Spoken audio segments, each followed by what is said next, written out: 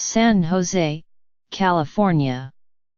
Top officials with the United States Figure Skating Association said on Wednesday that they would welcome North Korea's participation in the Winter Olympics next month in South Korea, setting up a potential conflict with the White House. "We're hoping they're there," David Wraith, executive director of U.S. figure skating, said of North Korea, which has qualified a pairs skating team for the Games and whose leader, Kim Jong-un, has signaled interest in participating.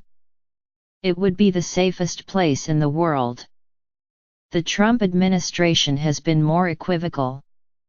Asked at a news briefing on Tuesday whether the United States supported participation by North Korean athletes in the 2018 Olympics, Sarah Huckabee Sanders, the White House press secretary, said, "We haven't made a final determination on that front."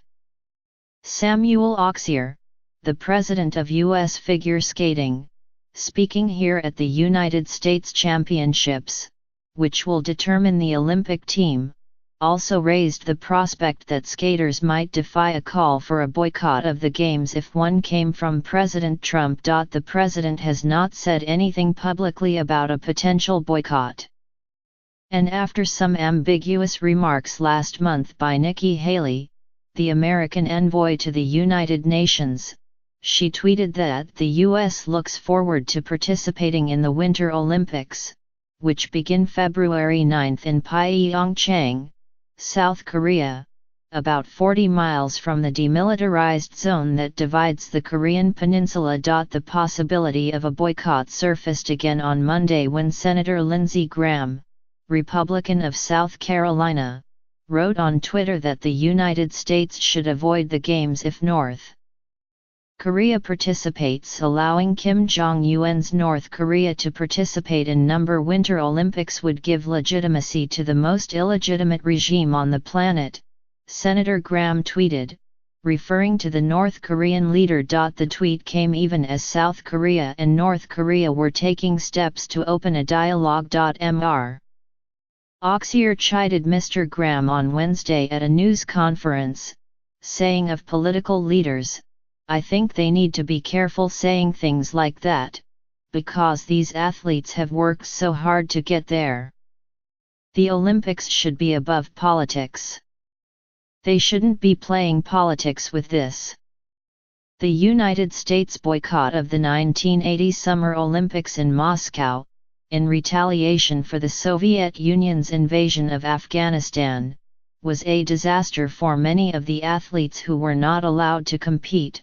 Mr. Auxier said, "I'd hate to see that," he said of another boycott, just because Trump and Kim Jong-un are trying to see which button is bigger, a reference to Mr. Trump's tweet about comparing the size of the American and North Korean nuclear buttons. If there were some type of war action, that would change things dramatically, Mr. Auxier said. "Otherwise," he said, "I don't think our athletes would boycott if they've been working all their lives for this. Who knows what Trump will tweet out? But if he were to say to boycott it, unless there was a very clear reason why to do it, I don't think our athletes would boycott it. They want to compete. The ultimate decision on whether to participate in the Games," Mr. Auxier said, "would rest with the United States Olympic Committee, a private, non-profit organization." That stance is widely shared by American officials in Olympic-related sports, but it remains an open question whether President Trump could prevent the United States from competing in the 2018 Games. Scott Blackmun, chief executive of the USOC, told reporters last month that he would leave the legalities to constitutional lawyers but stressed that the Olympic Committee was 100% committed to sending athletes to the Games unless it was physically impossible or legally impossible.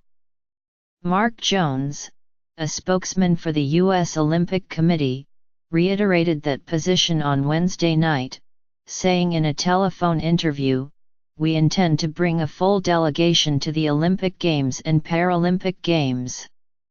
In his annual New Year's Day speech, Mr. Kim said that he was open to the idea of sending an official delegation and athletes to the Games. South Korea's President, Moon Jae-in, and the International Olympic Committee have sought North Korea's participation in the 2018 Games for months as a way to reduce military and nuclear tensions on the peninsula. North Korea agreed on Wednesday to reopen a hotline between the two countries, and Mr. Moon has proposed a meeting of high-level negotiators there next week.